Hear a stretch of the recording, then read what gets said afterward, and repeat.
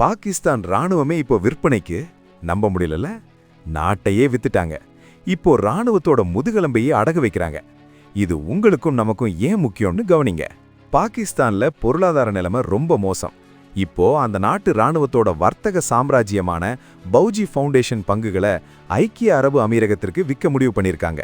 வெறும் $1 பில்லியன் கடனுக்காக தங்களோட ராணுவ அதிகாரிகளோட வாழ்வாதாரமா இருக்கிற ஒரு அமைப்பையே அந்நிய நாட்டுக்கு தாரை வாக்குறாங்க.